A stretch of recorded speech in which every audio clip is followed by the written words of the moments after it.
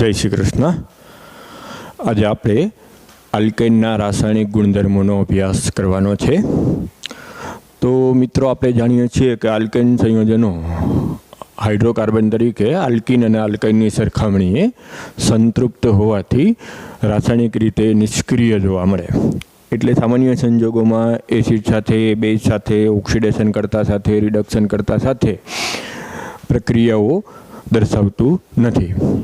परंतु जो अनुकूल तेमज प्रबल प्रक्रिया परिस्थिति राखीए तो विस्थापन प्रक्रियाओ जेवी के हेलोजिनेशन, नाइट्रेशन, सल्फोनेशन, आ उपरांत ऑक्सिडेशन, समघटकीकरण, चक्रीयकरण वगैरह जेवी प्रक्रियाओ दर्शावे, जेनो आपणे आजे अभ्यास करीशुं। तो शरूआत सौ प्रथम आल्केन संयोजनोनी अनुकूल परिस्थितिमां जोवा मळती विस्थापन प्रक्रियाओथी करीए। तो सौ प्रथम हेलोजिनेशन प्रक्रियानो अभ्यास जो आपणे आल्केन संयोजन माटे शरू करीए तो हेलोजिनेशन एटले शुं? तो एम कहेवाय के आल्केन संयोजनना एक अथवा तो वधारे हाइड्रोजननुं हेलोजन वडे विस्थापित थवाथी हेलो आल्केन संयोजनो मळे ए प्रक्रियाने हेलोजिनेशन तरीके ओळखवामां आवे। અહીં હાઇડ્રોજન દૂર થાય અને તેના સ્થાને હેલોજન પરમાણુ દાખલ થાય માટે આવી પ્રક્રિયાઓને વિસ્થાપન પ્રક્રિયાઓ કહેવામાં આવે। દાખલા તરીકે મિથેનની પારજાંબલી પ્રકાશની હાજરીમાં અથવા તો 520 થી 670 કેલ્વિન તાપમાને જો ક્લોરીન સાથે પ્રક્રિયા કરીએ તો HClનો અણુ દૂર થઈ ક્લોરોમિથેન મળે। વધુ પ્રમાણમાં આને આ પ્રક્રિયાનું જો આગળ પુનરાવર્તન કરીએ તો ડાયક્લોરોમિથેન, ક્લોરોફોર્મ अथवा ट्राइक्लोरोमिथेन और कार्बन टेट्राक्लोराइड संयोजन बने। आम 4 हाइड्रोजन है तो चारे 4 हाइड्रोजनનું विस्थापन क्लोरीन परमाणु वडे थई आ रीतना पॉलीहाइड्रोजन संयोजन बनी शके। ट्राइक्लोरोमिथेनનું बीजું नाम क्लोरोफॉर्म पण आपवामां आवे, जेनो उपयोग ऑपरेशन दरमियान निश्चेतक तरीके करवामां आवे। आ ज वस्तु जो प्रोपेनना उदाहरणथी समजीए तो प्रोपेनનું जो पारजांबली प्रकाशनी हाजरीमां क्लोरिनेशन करीए तो અહીં મિત્રો 2 હાઇડ્રોજન છે, પ્રાથમિક હાઇડ્રોજન પણ છે અને દ્વિતીયક હાઇડ્રોજન પણ છે। એટલે અહીં એક કરતાં વધારે નિપજ મોનોક્લોરિનેશનથી બને। આ પ્રક્રિયા મુક્તમૂલક વિસ્થાપન ક્રિયાવિધિથી આગળ વધતી હોવાથી તમે જાણો છો એ પ્રમાણે દ્વિતીયક મુક્તમૂલક વધારે સ્થાયી હોય, પ્રાથમિક મુક્તમૂલક ઓછું સ્થાયી હોય। એટલે જ્યારે પ્રોપેનનું ક્લોરિનેશન પારજાંબલી પ્રકાશની હાજરીમાં કરો ત્યારે HClનો અણુ દૂર થઈ 2-ક્લોરોપ્રોપેન અથવા આઇસોપ્રોપાઇલ નિપજ વધારે મળશે, જેનું પ્રમાણ આશરે 55% જેટલું અને 1-ક્લોરોપ્રોપેન પ્રમાણમાં ઓછું જોવા મળે। એટલે જો પ્રોપેનનું ક્લોરિનેશન આપણને સ્પર્ધાત્મક પરીક્ષામાં પૂછે तो मात्र एक ज निपज नहीं बने, 2 निपजों मिश्रण मळशे। आइसोप्रोपाइल क्लोराइड और नॉर्मल प्रोपाइल क्लोराइड मळशे अथवा 2-क्लोरोप्रोपेन और 1-क्लोरोप्रोपेन मिश्रण मळशे। खास याद राखवानुं के द्वितीयक मुक्तमूलक स्थायी होवाथी 2-क्लोरोप्रोपेन निपज वधु मळशे, 1-क्लोरोप्रोपेन निपज प्रमाणमां ओછી मळशे। हवे जो हेलोजिनेशन माटे हेलोजन परमाणुना आधारे जे फ्लोरीन, क्लोरीन, ब्रोमीन, आयोडीन आधारे जो सापेक्ष प्रतिक्रियात्मकता नक्की करवामां आवे तो प्रतिक्रियात्मकता प्रक्रिया दरमियान फ्लोरिनेशन थी आयोडीनेशन तरफ जाव एम घटती जती जोवा मळे। जेना माटे जवाबदार 2 परिबळो गणाय के ज्यारे मुक्तमूलक क्रियाविधिथी प्रक्रिया आगळ वधती होय त्यारे प्रक्रियानी सक्रियकरण ऊर्जा आ बीजा तबक्कामां ज्यारे हाइड्रोकार्बन साथे हेलोजन मुक्तमूलक जोड़ाय त्यारे सक्रियकरण ऊर्जा आयोडीनेशन में सौथी वधारे होय अने फ्लोरिनेशन में सौथी ओछी होय। तो जेम सक्रियकरण ऊर्जा वधारे होय एम प्रक्रिया धीमी थाय, परिणामे आयोडीनेशन सौथी धीमी प्रक्रिया अने परिणामे प्रतिवर्ती प्रक्रिया थाय। आ उपरांत बीजो अगत्यनो मुद्दो आवे के जे संचरणनो तबक्को है ए प्रक्रिया दरमियान शुरुआत में प्रक्रिया उष्माक्षेपक होय परंतु आयोडीनेशन में प्रक्रिया उष्मा शोषक होय। परिणामे आयोडीनेशन सौथी धीमू अने प्रतिवर्ती प्रक्रिया थाय। परिणामे आयोडीनेशन जनरली डायरेक्ट हेलोजनનું કરવામાં આવતું નથી। परंतु जो छतांय आम छतांय आयोडीनेशन करવું होय तो आयोडीनની હાજરીમાં જ્યારે આયોડિનેશન કરો ત્યારે મુક્ત થતા HI ને હાઇડ્રોજન આયોડાઇડને જુદા જુદા ઓક્સિડેશન કરતાની હાજરીમાં પ્રક્રિયા કરવામાં આવે કે જેથી આ HIનો અણુ દૂર થાય, પરિણામે પ્રક્રિયા પુરોગામી દિશામાં લફેટેલીના સિદ્ધાંત પ્રમાણે થોડી આગળ વધે। HiO3 ઉમેરી અને HIનું રૂપાંતર આયોડિનમાં કરી શકાય. આ જ રીતના HNO3 ઉમેરી અને આયોડિનમાં HIનું રૂપાંતર કરી શકાય. આ જ પ્રમાણે મર્ક્યુરિક ઓક્સાઇડ ઉમેરીને પણ હાઇડ્રોજન આયોડાઇડને દૂર કરી શકાય. તો જો આયોડિનેશન અતિ ધીમી પ્રક્રિયા હોવાથી ડાયરેક્ટ આયોડિનેશન મોટે ભાગે કરવામાં આવતું નથી, પરંતુ આ પ્રકારના જુદા જુદા ઓક્સિડેશન કરતાની હાજરીમાં પ્રક્રિયા કરવામાં આવે. આ જ પ્રમાણે ફ્લોરિનેશન છે એમાં પણ ઉત્પન્ન થતી ઉષ્માનો જથ્થો ખૂબ વધારે હોવાથી ડાયરેક્ટ ફ્લોરિનેશન પણ મેજોરિટી થઈ શકે, પરંતુ કરવામાં આવતું નથી. જો આલ્કેન સંયોજનોની એટલે કે સામાન્ય સંજોગોમાં હેલોજિનેશન, ક્લોરિનેશન અને બ્રોમિનેશન તબક્કા માટે વધારે ઉપયોગી ગણાય. હવે જો કોઈ પણ આલ્કેન સંયોજનમાં હેલોજિનેશન દરમિયાન હાઇડ્રોજનના વિસ્થાપનની સરળતાનો ક્રમ આપવો હોય તો આપણે થોડીક વાર પહેલાં ચર્ચા કરેલી કે મુક્તમૂલક વિસ્થાપન પ્રક્રિયાનું ઉદાહરણ છે. એટલે હવે તમે સમજી શકો કે તૃતીયક હાઇડ્રોજન સરળતાથી મુક્ત થાય એની સરખામણીએ દ્વિતીયક મુશ્કેલીથી અને એની સરખામણીએ પ્રાથમિક મુશ્કેલીથી થાય. એટલે જો વિસ્થાપનની સરળતાનો ક્રમ પૂછવામાં આવે તો તૃતીયક હાઇડ્રોજન સૌથી વધુ સરળતાથી મુક્ત થશે. દ્વિતીયક અને પ્રાથમિક તરફ જતાં ધીમે ધીમે પ્રક્રિયામાં વિસ્થાપનની પ્રક્રિયામાં ઘટાડો થશે.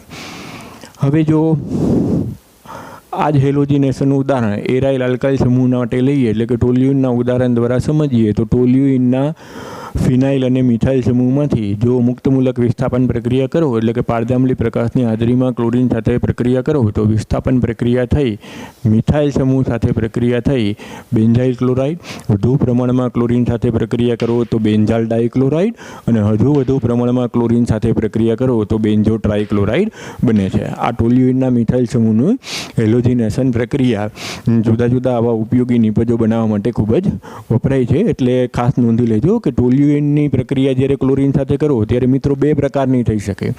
જો ક્લોરીન સાથે ApCl3ની હાજરીમાં પ્રક્રિયા કરીએ તો થોડાક લેક્ચર પહેલાં મેં તમને આ બેન્ઝીનની ઇલેક્ટ્રોન અનુરાગી વિસ્થાપન પ્રક્રિયા વખતે સમજાવેલું કે ટોલ્યુઇન મિથાઇલ સમૂહ ઓર્થો અને પેરા નિર્દેશક હોવાથી ટોલ્યુઇનનો મિથાઇલ સમૂહ ઓર્થો અને પેરા નિર્દેશક હોવાથી જો ઇલેક્ટ્રોન અનુરાગી વિસ્થાપન પ્રક્રિયા કરો, એટલે કે લુઈસ એસિડ ઉદ્દીપકની હાજરીમાં પ્રક્રિયા કરો તો આમાં વિષમભાગી વિભાજનથી ઇલેક્ટ્રોન અનુરાગી આયન Cl+ ઉત્પન્ન થશે, જે ઓર્થો અને પેરા સ્થાને જોડાય ઓર્થો ક્લોરોટોલ્યુઇન અને પેરા ક્લોરોટોલ્યુઇનનું મિશ્રણ આપશે. તો આ પ્રક્રિયાને ઇલેક્ટ્રોન અનુરાગી વિસ્થાપન પ્રક્રિયા કહેવાય. આજે આપણે અત્યારે આ પ્રક્રિયા નહીં, મુક્તમૂલક વિસ્થાપન પ્રક્રિયા ભણીએ છીએ તો અત્યારે ટોલ્યુઇનના ફિનાઇલ સમૂહને નહીં, અત્યારે ટોલ્યુઇનના મિથાઇલ સમૂહને જો ધ્યાનમાં લઈ અને પ્રક્રિયા કરો તો ટોલ્યુઇનના ઉત્કલન બિંદુએ એટલે કે 111 ડિગ્રી તાપમાને પારજાંબલી પ્રકાશની હાજરીમાં જો ક્લોરિનેશન પ્રક્રિયા કરો તો મુક્તમૂલક વિસ્થાપન પ્રક્રિયા થઈ જો વધુ પ્રમાણમાં ક્લોરીન પહેલેથી જ એડ કરેલું હોય તો અનુક્રમે બેન્ઝાઇલ ક્લોરાઇડ,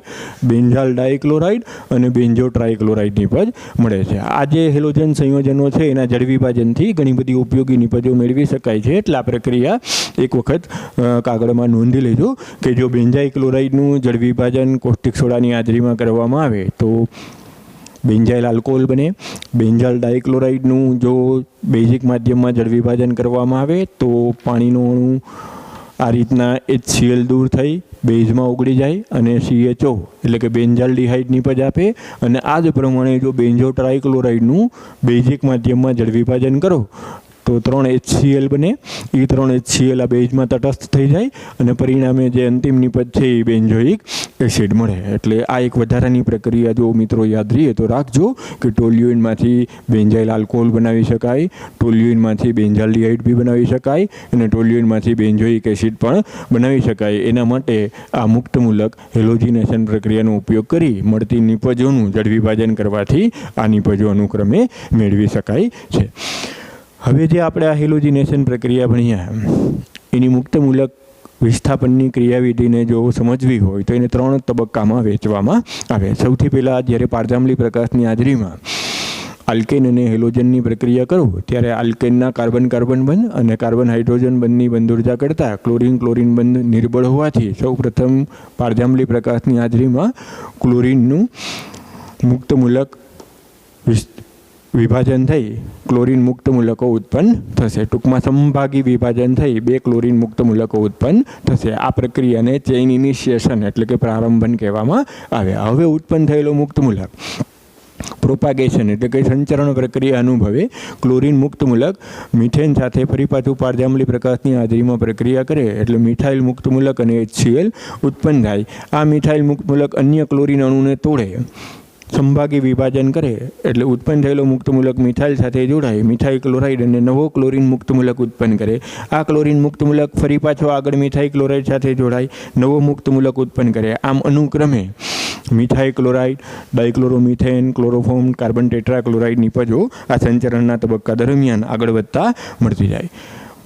જેમ જેમ પ્રક્રિયા આગળ વધતી જાય એમ પ્રક્રિયકનું પ્રમાણ ઘટતું જાય.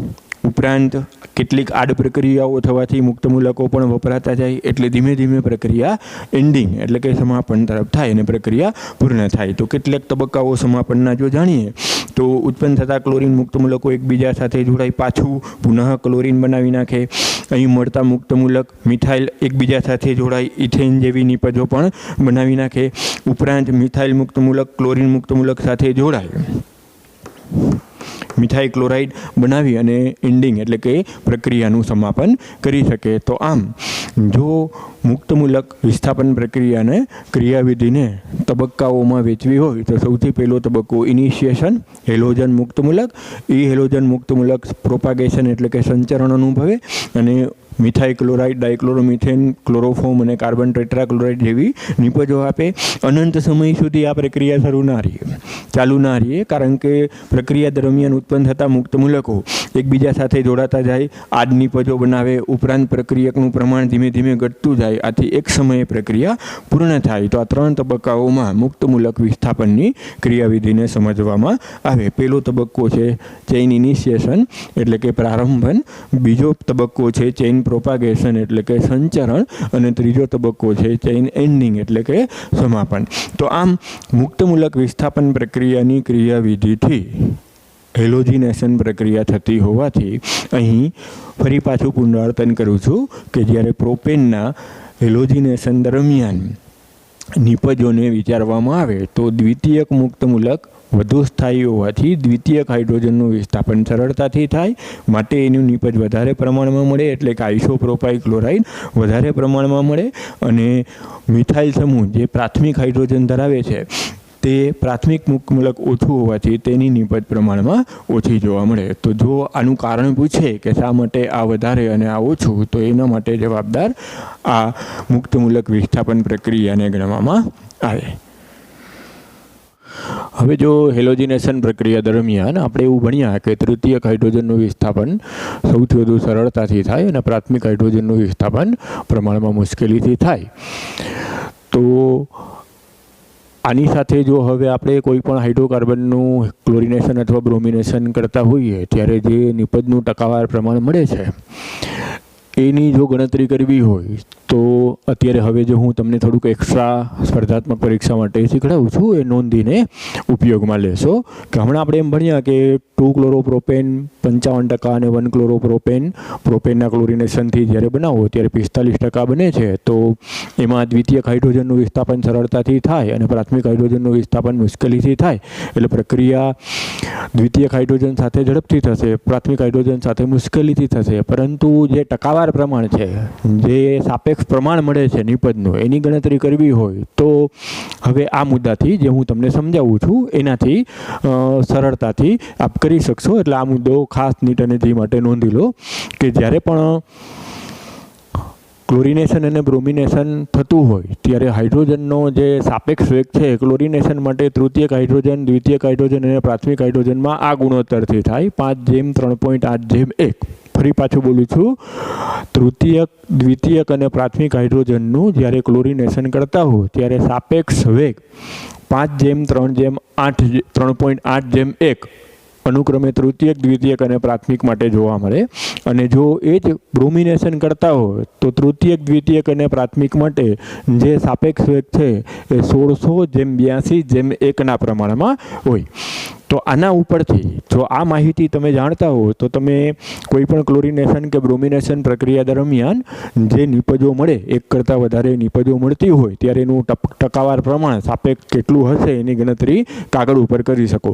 દાખલા તરીકે 2,3-ડાયમિથાઇલ બ્યુટેનનું હું ક્લોરિનેશન પારજાંબલી પ્રકાશની હાજરીમાં કરું છું તો જો હવે મિત્રો તમે જોઈ શકો કે 2,3 ડાયમિથાઇલ બ્યુટેનમાં 1, 2, 3 અને 4 મિથાઇલ સમૂહના હાઇડ્રોજન મલ્ટીપ્લાઇડ બાય 3 એટલે 12 હાઇડ્રોજન પ્રાથમિક થશે. ફરી પાછું બોલું છું, 1, 2, 3 અને 4 મિથાઇલ સમૂહના 12 હાઇડ્રોજન પ્રાથમિક થશે અને આ 2 કાર્બન સાથે જોડાયેલા હાઇડ્રોજન તૃતીયક થશે. એટલે હવે જો આપણે સાપેક્ષ વેગના આધારે ક્લોરિનેશન પ્રક્રિયા દરમિયાન જે આપણને માહિતી છે એના આધારે હવે ટકાવાર પ્રમાણ ગણવું હોય તો કઈ રીતના ગણી શકાય? તો પહેલાં ટોટલ રિલેટિવ એમાઉન્ટ કેટલી? તો 12 હાઇડ્રોજન ગુણ્યા 1, 2 તૃતીયક હાઇડ્રોજન એને ગુણ્યા 5, તો ટોટલ રિલેટિવ એમાઉન્ટ કેટલી? 22. હવે જો પ્રાથમિક હાઇડ્રોજનવાળી નિપજ લઈએ, વિસ્થાપનથી થતી હોય એ નિપજને ધ્યાનમાં લઈએ તો 1 ક્લોરો 2,3 ડાયમિથાઇલ બ્યુટેન, અને જો તૃતીયક હાઇડ્રોજનના વિસ્થાપનથી મળતી નિપજને ધ્યાનમાં લઈએ તો 2 ક્લોરો 2,3 ડાયમિથાઇલ બ્યુટેન. આને ધારો કે એ નિપજ કહી અને આને ધારો કે બી નિપજ કહી, તો એ નિપજનું સાપેક્ષ ટકાવાર પ્રમાણ આપણને કઈ રીતના મળશે? તો ટોટલ 22, એમાંથી 12 હાઇડ્રોજન, તો 100 એ કેટલા? તો 12 મલ્ટીપ્લાઇડ બાય 100 ડિવાઇડેડ બાય 22 એટલે 54.5% તમને એ નિપજનું પ્રમાણ મળશે. અને આ જ પ્રમાણે જો હવે બી નિપજનું પ્રમાણ ગણવું હોય તો એના ટોટલ હાઇડ્રોજનના રિલેટિવ એમાઉન્ટ કેટલું? 10. ટોટલ આખા સંયોજનમાં હાઇડ્રોજનનું રિલેટિવ એમાઉન્ટ કેટલું? 22.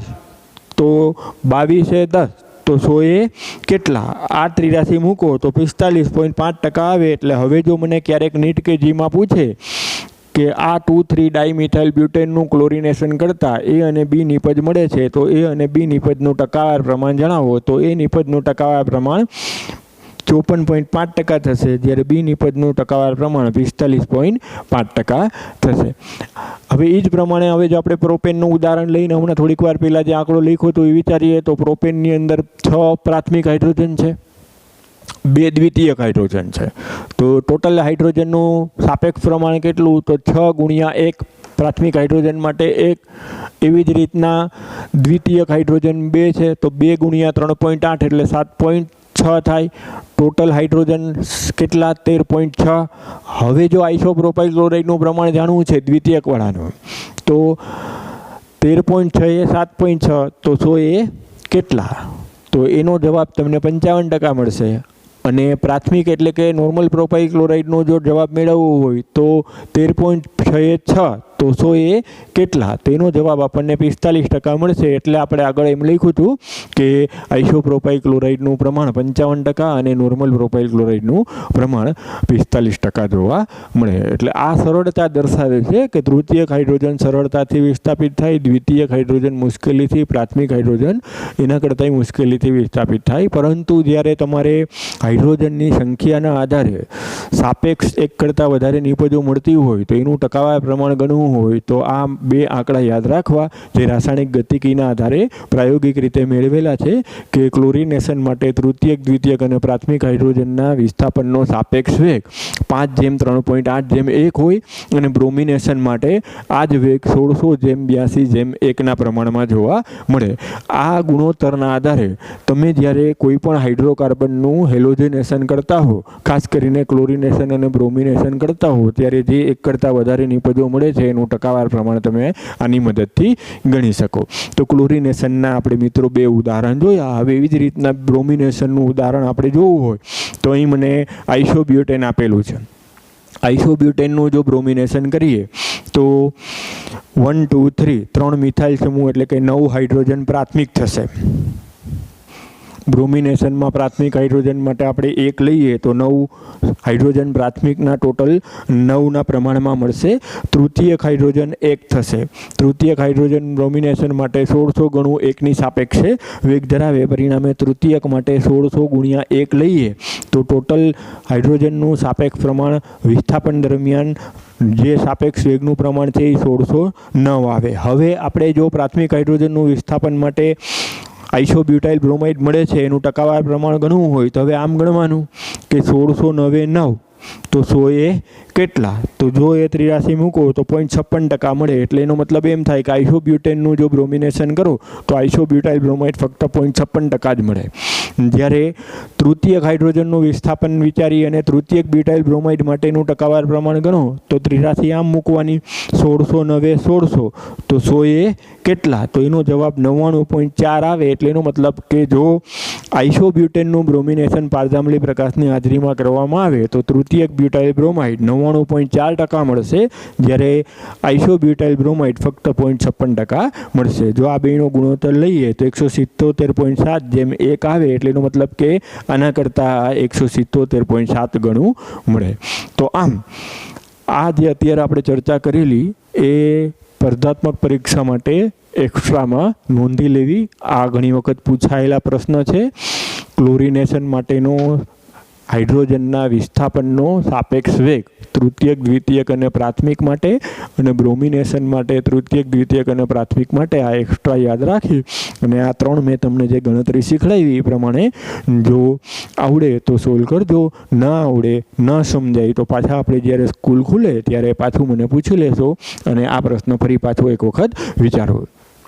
હવે આપણે થોડીક વાર પહેલાં એવી ચર્ચા કરેલી કે જનરલી હેલોજનેશન, ક્લોરિનેશન અને બ્રોમિનેશન વધારે ઉપયોગમાં લેવામાં આવે આલ્કેનમાં.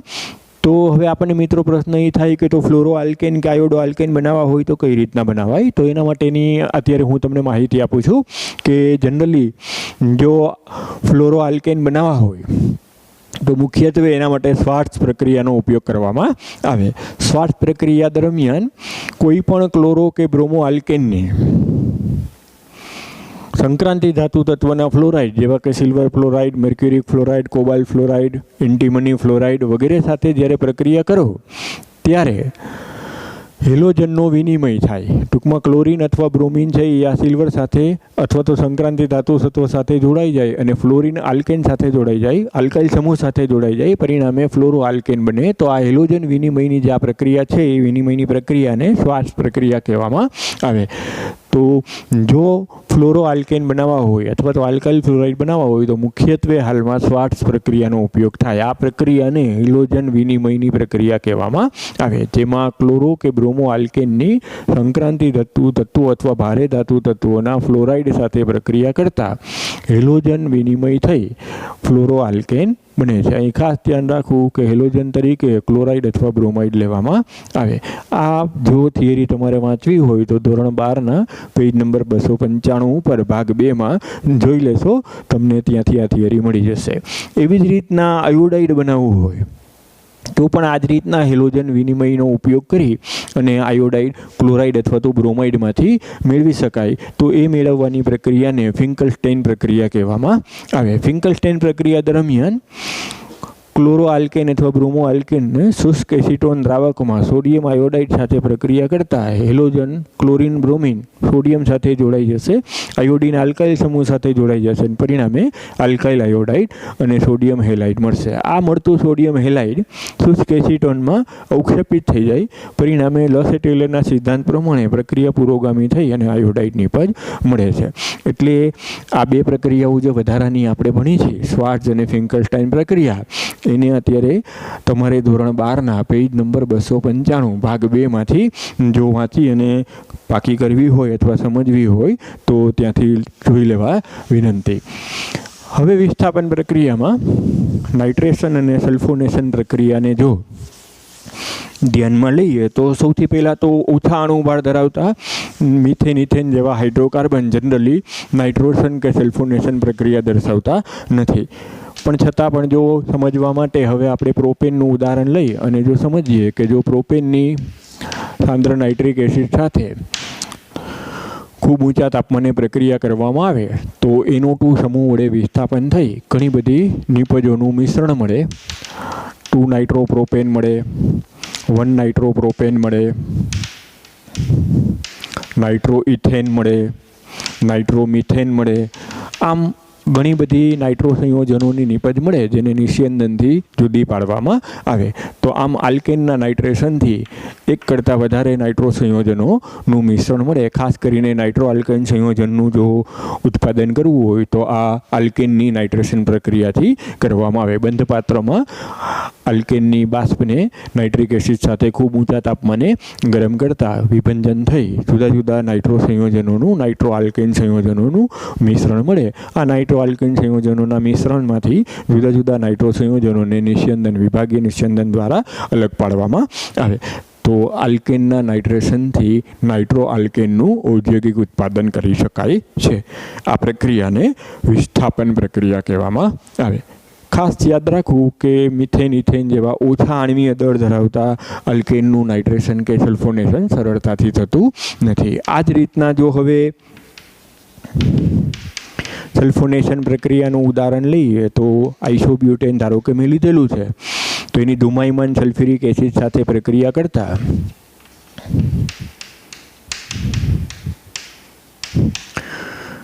SO3H સમૂહ વડે હાઇડ્રોજનનું વિસ્થાપન થાય અને પરિણામે સલ્ફોનિક એસિડ સમૂહ દાખલ થાય. તો આ પ્રક્રિયાને SO3H સમૂહ એટલે કે સલ્ફોનિક એસિડ સમૂહ દાખલ થતો હોવાથી સલ્ફોનેશન તરીકે ઓળખવામાં આવે. તો આમ આજે આપણે વિસ્થાપન પ્રક્રિયા જે ભણ્યા એ પાઠ્યપુસ્તકમાંથી વ્યવસ્થિત રીતના તૈયાર કરી લેજો.